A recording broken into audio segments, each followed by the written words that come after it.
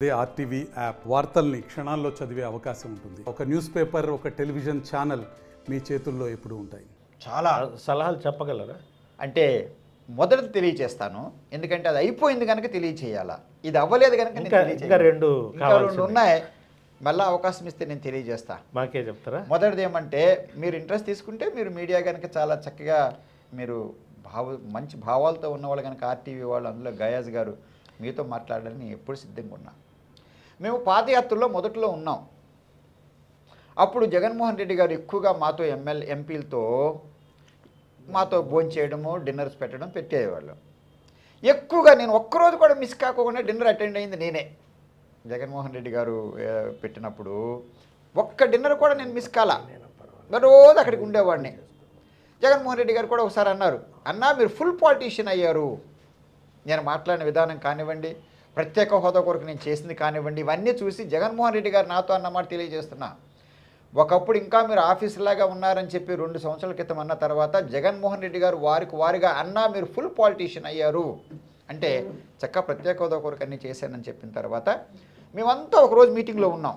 ఆయన కుడివైపు పెద్దిరెడ్డి గారు, అలాగే కరుణాకర్ రెడ్డి గారు, మా పార్టీ సీనియర్ నాయకులంతా ఉన్నారు. మరోవైపు ప్రశాంత్ కిషోర్ గారు ఉన్నారు. అప్పుడు ఇంకా పెద్ద నాయకులు ఎవరు లేరు, మేమే ఉన్నాం. అప్పుడు నేను ఏమన్నానంటే, బాబు అంతా బాగుంది కానీ పార్టీలో మన పార్టీ ఇంద్రధనుసులాగా లేదు. ఆయన తెలియగలవాడు, వెంటనే పట్టేశాడు. ఇంద్రధనుసు అంటే ఏంటి అంటే ఈ సందర్భంలో ఏంటి అని అడగల. ఏంటంటే ఎప్పుడు చూసినా స్టేజ్ మీద 2 సామాజిక వర్గాలు ఉంటున్నారు. ఒకటి ఆయన సామాజిక వర్గం, 2 నా సామాజిక వర్గం.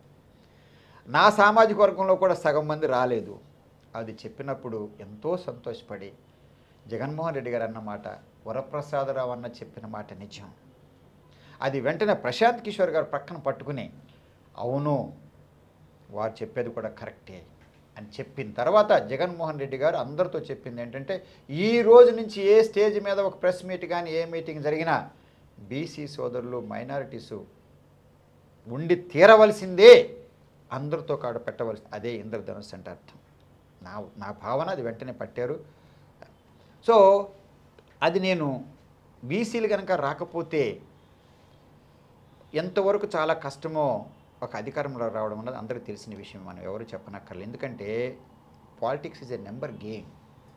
ఎవరు ఎంత ఊహించుకున్నా లేదు, ఈ అల్పసంఖ్యాకులు ఉన్నవాళ్ళు మార్చేస్తామని రాసినా కూడా వారిని ఒప్పించి తీసుకొచ్చి ఓట్లు వేయవలసిందే తప్ప వీళ్ళు ఓట్లు వేసినంత మాత్రం అల్పసంఖ్యాకులు అంటే అగ్రకులాలను కూడా కలుపుకుని, ఈ సందర్భంలో మైనారిటీస్ కాదు, మైనారిటీ అల్పసంఖ్యాకులు అంటే అగ్రకులాలు కూడా ఈ సందర్భంలో రాజకీయాల్లో మైనారిటీస్ వాళ్ళు చేయలేరు. అది చెప్పినప్పుడు చక్కగా అంగీకరించారు.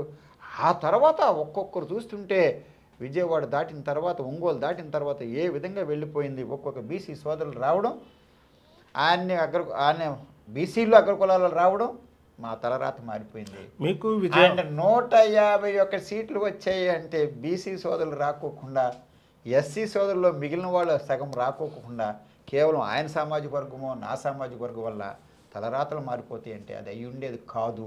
అందుకే మాకు 14లో మాకు అధికారంలోకి రాలేదు. విజయమ్మ గారు మీకు బాగా పరిచయం కదా? నా తల్లితో చాలా పరిచయం, తల్లినే సంబోధిస్తా. ఇప్పుడు మీకు టికెట్ రాలేదు, ఏమైనా విజయమ్మతో సంప్రదింపులు జరిగారా? లేదంటే ఆయన మాట కూడా ఆయన వినాడు కదా అంటారా? లేదు నాన్న, అంత పెద్ద మాట ఎప్పుడు అన్నాను నేను. విజయమ్మ గారు ఎప్పుడైతే అధ్యక్ష పదవి నుంచి వెళ్ళిపోయారో, ఏం జరిగిందో నేను కూడా ఆ రోజు ప్లేనరీలో ఉన్నాను, చాలా బాధపడ్డా. ఎందుకంటే కుటుంబ సమస్యలకు నేను వెళ్ళట్లా, నేను పార్టీగా చూస్తున్నా. షర్మిల గారిని కూడా నేను వారు చెల్లిగా చూడలేదు. నేను ఆవిడ ఒక నాయకురాలుగా పార్టీకి ఏం చేసింది, అది పార్టీ ఏ విధంగా కాపాడింది, పార్టీకి ఎలా బలోపేతమైందనే తెలియజేసింది తప్ప నాకు మళ్ళా వాళ్ళ అన్నా చెల్లెల మధ్యలోకి నేను వెళ్ళలేదు. అలాగే విజయమ్మ గారు కూడా దీక్షలు చేసి ఎంత దీక్ష చేశారో, ఏ విధంగా మాట్లాడేవారో పెద్దవాడికి నాకే తెలుస్తుంది. ఒకరోజు ఆ వయసులో భోంచేయకోకుండా వారు నిరాహార దీక్ష చేయడం అనేది ఎంత కష్టమైందో నాకు తెలుసు. తర్వాత నీతిమంతురాలు, ఒకవైపు ఆంధ్ర రాష్ట్రంలో హిందువులు మెజారిటీ ఉన్న చోట ఒకవైపు వారి నమ్మకాన్ని ఆ క్రైస్తవ మతాన్ని బైబిల్ని విడిచిపెట్టుకోకుండా అదే సమయంలో హైందవ మతాన్ని కూడా చక్కగా భుజాల మీద వేసుకుని జగన్మోహన్ రెడ్డి గారికి అంత సహాయం చేస్తూ వైఎస్ఆర్ పార్టీ అంత గెలుపు కారకులే. వాళ్ళిద్దరూ కూడా 14 ముందు చేసిన సేవలు నా కంట్లో కనిపిస్తున్నాయి.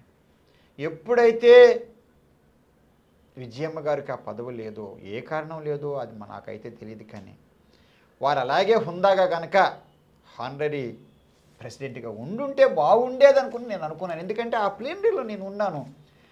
వారు మాట్లాడిన దానిలో, విజయమ్మ గారు మాట్లాడిన దానిలో పెద్దవాడిగా కొన్ని బాధకరమైన మాటలు కూడా నాకు నా యాంగిల్ నుంచి, నేను ఆవిడ ఎలా మాట్లాడారు, ఎందుకు మాట్లాడారని నాకు తెలియదు, కానీ ప్రతి ఒక్క మనిషి విన్న వ్యక్తి వాళ్ళ భావాలు, వాళ్ళ ఆలోచన గురించి వాడు మాట్లాడుకుంటాడు.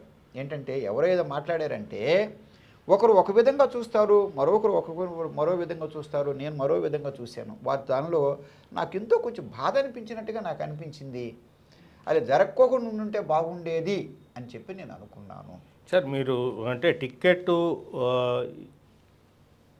ఇవ్వము అన్న తర్వాత మీరు వరప్రసాద్ కుట్రలు పన్నుతున్నాడు రాజకీయంగా, ఆ పార్టీతో వీళ్ళు ఆ పార్టీతో కలిసి అనేది చెప్తున్నారు వైఎస్ఆర్సీపీ చెందిన కొంతమంది నాయకులు. మళ్ళా తెలియచేస్తున్నాను, జగన్మోహన్ రెడ్డి గారు సీట్ ఇవ్వలేదని నాకు చెప్పలేదని మీకు తెలియచేస్తున్నాను.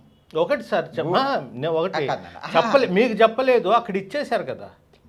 అప్పుడు అర్థం అదే, నేను కలిసినప్పుడు ఇవ్వలే, అది ఒక్కటి గూడూరుకి మేము అనుకునే చేసాము. అప్పటికి వారు ఏం చెప్పారు, నేను చెప్పినప్పుడు ఇంకా ఎంపీల దృష్టిలో నేను పెట్టలేదన్నా నా దృష్టిలో ఆలోచన లేదు అన్నారు. కనుక ఇవ్వలేదని వారు చెప్పలేదు. నన్ను ఎందుకు పోగొట్టుకుంటారని మాత్రం నిలబెట్టి అడిగాను. నాలాంటి వాళ్ళని ఎలా పోగొట్టుకుంటారని చెప్పి అడిగాను. వారికి ఏం సమాధానం చెప్పంటే, ఎలా పోగొట్టుకుంటానన్నా, ఇంకా ఎంపీలని ఆ దృష్టి పెట్టలేదు అన్నారు నాన్న. సో ఆ తర్వాత నేను కలవలేదు కదా. అంటే ఎంపీ అయినా మీకు ఇస్తారని ఆశాభావం ఉంది కన్నా. ఆశాభావాలు కూడా మనం పక్కన పెడదాం. నువ్వు పరీక్ష రాస్తారు, నేను కూడా అన్నీ చూసి వచ్చిన వ్యక్తిని. పరీక్ష రాసిన తర్వాత పాస్ అవుతాం అనుకుంటాం కదా, అదే సమయంలో మూర్ఖత్వంతో పాస్ అయిపోతాం అనుకోం కదా. ఇప్పుడు ఐఏఎస్ రాశాను, చిన్న పరీక్షలు తీసి పక్కన పెడదాం. అలా బీఎస్సీలు, ఎంఎస్సీలు 1వ తరగతి నుంచి 10 వరకు అందరూ చేస్తారు. అది పెద్ద గొప్పగా చెప్పట్లా. నిజమైన పరీక్షలు ఏంటంటే ఒక ఇన్సూరెన్స్ కంపెనీ రాశాను. రాసినప్పుడు అది కాంపిటేటివ్ ఎగ్జామ్స్లోనా ఇన్ని క్వశ్చన్లు రాశాను, ఇన్ని మార్కులు పడతాయి అని చెప్పడానికి వీలు లేదు. ఎందుకంటే ఎదుటి మనిషి ఎలా రాసాడో మనకు తెలియదు. ఇది కాంపిటేటివ్ ఎగ్జామ్. ఇదే కనుక 40తో పాస్ మార్క్ పెట్టేస్తే నాకు 40 వచ్చేస్తాయి అని చెప్పేసి మనం వెనక లెక్కలు వేసుకోవచ్చు. కాంపిటేటివ్ ఎగ్జామ్స్ అలా వీలు కాదు. ఎందుకంటే కాంపిటేటివ్ ఎగ్జామ్లో వచ్చిన వాడిని ఏ రోజు కూడా ఎంప్లాయ్మెంట్ ఎక్స్చేంజ్ ఒక రికమెండేషన్తో రాలా. వరప్రసాదరావు ఆ కరుడు కట్టిన మనిషి అన్నది మొట్టమొదటి నుంచి కూడా ఒక చిన్న కుటుంబం నుంచి వచ్చిన తర్వాత కూడా అదే భావాలతో ఒక్కొక్క అంచెలంచెలుగా వచ్చాను తప్ప ఏ ఒక్కరు కూడా భిక్షం పెడితే తీసుకోవడానికి నేను సిద్ధంగా లేనని చెప్పడం కూడా జరిగింది. ఏ రోజు కూడా, ఈరోజు కూడా, అప్పుడు కూడా 12లో ఆయన అధికారంలో ఉంటే నేను రాలేదే. ఆ తర్వాత 19లో నాకు ఎమ్మెల్యే ఇచ్చింది, నేను రాజీనామా చేసి వచ్చాను. ప్రత్యేక హోదా కొరకు పోరాడాను, దుగరాజపట్నం కొరకు నేను పోరాడాను. ఆ తర్వాత ముఖద్వారాల కొరకు నేను కేంద్ర ప్రభుత్వంలో చర్చించిన రోజు లేదు. 100 సార్లు మాట్లాడడం కాకోకుండా ఒక క్రమశిక్షణతో 97% నాకు అటెండెన్స్ ఉన్నప్పుడు, అన్ని గ్రామాలను 1800 గ్రామాలు నేను తిరిగినప్పుడు, 6 చోట్ల నేను ఆఫీస్ పెట్టినప్పుడు ఎందుకో తీసుకొచ్చేసారు. ఏ రోజు కూడా ఎందుకని చెప్పి నేను అడగలేదే. సార్, వరప్రసాద్ గారు ఎమ్మెల్యే 5 ఏళ్ళు గూడూరుని ఎంతో అభివృద్ధి చేశారు అనేది చెబుతున్నారు, మీరు చెప్తున్నారు అనుకోండి. ఎందువల్ల మీకు టికెట్ ఇవ్వలేదు? అంటే కేవలము సర్వేలో వరప్రసాద్ ఓడిపోతాడు, టికెట్ అతను వేరే వాళ్ళకు మార్చమని అంటే మీరు అభివృద్ధి చేయలేదనే కదా లెక్క. అయ్యో, అలా అనుకుంటే చాలా పొరపాటున్నాను. మీరు మాటలు ఎప్పుడు నోట్లో పెట్టకూడదు గయాజ్ గారు. అభివృద్ధి చేయలేదన్నట్టుగా కాకుండా ఒక్క 10 పనులు చెప్తాను మీకే. ఎందుకంటే మీరు కూడా ఆ మాట వాపస్ తీసుకోవాలి. చేయలేనట్టు కదా అనకూడదు. నేను భావిస్తాను, మీరు భావించడానికి కూడా లేదు అవకాశాలు. ఎందుకంటే మీ భావన అలా కాదు కదా. రాజకీయాలు ఇందాక అలాగే తెలియజేశాను కదా. మామూలుగా చదువుకునేటప్పుడు పరీక్షలు పాస్ అవ్వడం వేరు, ఎందుకంటే 40 మార్కులు ఉంటే అయిపోతుంది. కాంపిటేటివ్ ఎగ్జామ్స్ అలా కాదు, ఎదుటి మనిషి ఏంటి అన్నది మనకు తెలియకోకుండా మనం కాంపిటేటివ్ ఎగ్జామ్లో పాస్ అవ్వము. అందుకే ఇన్సూరెన్స్ అయ్యాను, స్టేట్ బ్యాంక్ అయ్యాను, రిజర్వ్ బ్యాంక్ అయ్యాను, ఇన్కమ్ ట్యాక్స్ అయ్యాను, ఐపీఎస్ అయ్యాను, ఐఏఎస్ అయ్యాను. ఎందుకంటే ప్రతిసారి కాంపిటేటివ్ ఎగ్జామ్ ఎందుకు ఏ రోజు కూడా నేను పాస్ అవుతానని ముందే అనుకోను. ఎందుకంటే ఈ కాంపిటేటివ్ ఎగ్జామ్లో నా ఇష్టం వచ్చినట్టు నేను నిర్ణయించుకోవడానికి నాకు వీలవదు. అలాగే రాజకీయాలు కూడా నా చేతిలో లేదు, అది అధ్యక్షుడి చేతిలో ఉంది. ఇచ్చే వరకు కూడా ఇస్తారు, ఇయ్యలేదని కూడా ఏ రోజు అనుకోలేదు. కాకపోతే ఏంటంటే అర్హుణ్ణి, ఏ ఒక్క పొరపాటు చేయని వ్యక్తిని పార్టీ బలోపేతం చేయడంలో కూడా నేను కూడా ఒక కీలకమైన పాత్ర వహించాను. ఆ రోజుల్లో జగన్మోహన్ రెడ్డి గారు సామాజిక వర్గం కాకోకుండా పార్లమెంట్లో అన్నిసార్లు మాట్లాడగలిగిన వ్యక్తి ఒక దళితుడిగా వరప్రసాదరావు ఉన్నాడే కనుక జగన్మోహన్ రెడ్డి గారు దళితుల్ని రెండుగా చూడకూడదు. సంక్షేమం ఒకవైపు, రాజకీయాలు ఒకవైపుగా చూడకూడదు. దళితులుగానే చూడాలా. దళితులు సామాజిక వర్గంలో ఏ విధంగా సంక్షేమ పథకాలు అవసరం అని చెప్పి ఆ విధంగా చేసుకుంటూ వస్తున్నారో రాజకీయాల్లో ఎదగడం కూడా అంతే ముఖ్యం. నాకు తెలిసి వైఎస్ రాజశేఖర రెడ్డి గారు అందరిని ప్రోత్సహించినట్టుగా నేను రాజకీయాల్లో నేను చూసా. ఒక నాయకుడన్న తర్వాత నాయకుడిని తయారు చేయాలి తప్ప అసమర్థవంతుల్ని, ఒక బానిసలను తయారు చేయడం అన్నది నాయకుడి లక్షణం కాదు. ఒక నాయకుడు లక్షణం చేసి నేను నాయకుడు అయిన తర్వాత నన్ను నాయకుడు చేశాడు ఫలానా వ్యక్తి అని చెప్పుకొని 10 చోట్ల నేను చెప్పుకునేటట్టుగా చేయాలి తప్ప నేను ఒక అసమర్థవంతుడిగా నన్ను చేస్తే నా నాయకుడు నాకు ఏమి నేర్పించాడని చెప్పి నేను వెళ్ళి చెప్తాను. కనుక మరలా క్లియర్గా తెలియజేస్తున్నాను, ఒక నాయకుడు ఇంకో నాయకుడిని తయారు చేయాలి తప్ప బానిసలుగానో అసమర్థులుగానో తల వంచుకునే వాళ్ళలాగా చేయకూడదు. మాలాంటి వాళ్ళు కేవలం అధికార కొరకు రాలేదు, సమాజంలో అసమానత్వాలు తగ్గించడానికి వచ్చాము. ఆ పోరాటంతోనే నేను ఐఏఎస్ విడిచిపెట్టి వచ్చాను. నా ఎజెండా ఏ రోజుకు మారదు. ఒక మనిషిని చూసి మారదు, ఒక వ్యక్తిని చూసి లేదా ఒక పదార్థాన్ని చూసి మారదు. అలాగే ఉంటా. రేపు ఎవరన్నా అవకాశాలు ఇచ్చినా కూడా నా క్రమశిక్షణలో నేను ఉంటూ, నా పార్టీ విధేయత నేను ఉంటూ, నా అధ్యక్షుడికి ఇవ్వాల్సిన గౌరవంతో నేను ఉంటూ, నా ఆలోచన ప్రకారం నేను వెళ్తా. ఎందుకంటే చాలా అవసరం ఇక్కడ. నేను పార్లమెంట్లో, అసెంబ్లీలో చాలా తక్కువ అవకాశాలు ఇచ్చారు నాకు. పార్లమెంట్లో అయితే ఇన్ని అవకాశాలు ఇచ్చారు. రాజమోహన్ రెడ్డి గారు మా ఫ్లోర్ లీడర్ లోక్సభలో ఉన్నప్పుడు ఏ ఒక్క బిల్లు వచ్చినా వరప్రసాద్ కొరకు వెతికి నాతో మాట్లాడించేవారు. ఎందుకంటే అన్నిట్లో కూడా చాలా చక్కగా మాట్లాడగలను, అనుభవంతుడనే ఉద్దేశంతో నన్ను గౌరవించి ఇచ్చారు. ఈరోజు కూడా రాజమోహన్ రెడ్డి గారు ధన్యవాదాలు తెలియజేస్తున్నా. అక్కడ నేను కొన్ని విషయాలు మాట్లాడాను, ఎంత కీలకమైన మాట్లాడానో 1-2 మాత్రం నేను తెలియజేయాలనుకుంటున్నాను. నేను ముఖ్యంగా నేను మాట్లాడింది ఏమిటంటే చాలా ముఖ్యమైన విషయాలు మాట్లాడాను. ఇది బీసీలకి, ఎస్సీలకి, ఐఏఎస్లో కూడా రిజర్వేషన్లు ఇచ్చారు. ఎస్టీలకి ఇంతవరకు హైయర్ జ్యుడిషియరీలో ఎందుకు ఇవ్వలేదని చెప్పి నేను అడుగుతున్నా. అది పార్లమెంట్లో మాట్లాడాను, అసెంబ్లీలో మాట్లాడాను. తర్వాత సంక్షేమ పథకాలు అంటూ 1 సంవత్సరానికో లేదా ఒక జీవితకాలం వస్తే తప్ప అదే కనుక పర్మనెంట్ అసెట్స్ కనుక ఒక ల్యాండ్ ఇస్తే ఇప్పుడు దళితులకు ఒక్క భూమి లేని వాళ్ళు, 1 సెంటు లేని వాళ్ళు దళితులు, ఎస్టీలు, బీసీలు ఉన్నారే. అది శాశ్వతంగా సంక్షేమ పథకాలు కేవలం కొంతకాలమే కానీ అది ఇస్తే బాగుంటుందని చెప్పి పార్లమెంట్లో మాట్లాడాను, ఇక్కడ మాట్లాడాను. అంటే ఏంటి? సస్టైనబుల్ డెవలప్మెంట్ కావాలా. దళితులకు కావాల్సింది ఏంటంటే సంక్షేమ పథకాలతో పాటు వాళ్ళకి ఆత్మాభిమానంతో కూడినవి కూడా కొన్ని కావాలా. ఏంటి? భూమి కావాలా.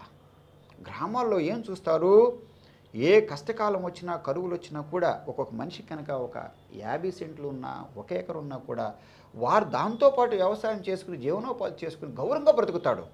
అది లేనప్పుడు ఏమవుతుంది? ప్రతిసారి కూడా కూలికి నిలబడవలసిందే. అయితే ప్రభుత్వం సంక్షేమ పథకాల ద్వారా ఇవ్వాలా లేదా ఇంకొకరి దగ్గరికి వెళ్ళి చేయి చాపుకోవాలా. ఆ చేయి చాపుకోవాల్సింది కూడా ఎంత బాధకరం అంటే నాన్న, చివరికి ఒక పండుగ రోజులో కూడా చూడుకోకుండా, వర్షాలు చూడుకోకుండా, ఎండలు చూడుకోకుండా వెళ్ళి ఆ రోజు వాళ్ళు వేతనాలు వస్తేనే కదా వారు తినగలరు. ఆ తర్వాత సంక్షేమ పథకాలు ఎంత పెట్టినా కూడా కొంతవరకే చేయగలదు. నాకు తెలిసినంతవరకు అన్నీ చేసినా కూడా కనుక నాన్న ఇవి ఇంకొక మూడో మాట కూడా నాన్న దయచేసి ఏమనుకోవద్దునండి. ఎందుకంటే మామూలు ఎమ్మెల్యేలు, మామూలు ఎంపీలు ఇంత దూరంతో ఎవరు వెళ్ళరు. ఆ రోజు నేను జ్యుడిషియరీలో రిజర్వేషన్ కావాలా, హైకోర్టులో సుప్రీంకోర్టులో రిజర్వేషన్ కావాలని చెప్పి నేను పార్లమెంట్లో మాట్లాడాను, అసెంబ్లీలో మాట్లాడాను. నాకు తెలిసి ఇంకొక మనిషి మాట్లాడినట్టుగా నేను చూడలేదు. అలాగే పేదవాళ్ళకు భూమి లేని వాళ్ళకు భూములు ఇవ్వాలని చెప్పి నేను పార్లమెంట్లో మాట్లాడాను. అలాగే నేను అసెంబ్లీలో కూడా నా ఆంధ్రప్రదేశ్ అసెంబ్లీలో మాట్లాడాను. మూడోది కూడా ఏమన్నాను, ఎవరికి రాని ఆలోచనలు ఏమిటంటే మరిన్ని వీడియోస్ కోసం ఛానల్ ని సబ్స్క్రైబ్ చేయండి, లేటెస్ట్ అప్డేట్స్ కోసం వాట్సాప్ ఛానల్ ని ఫాలో చేయండి అండ్ లింక్ డిస్క్రిప్షన్ లో ఉంది.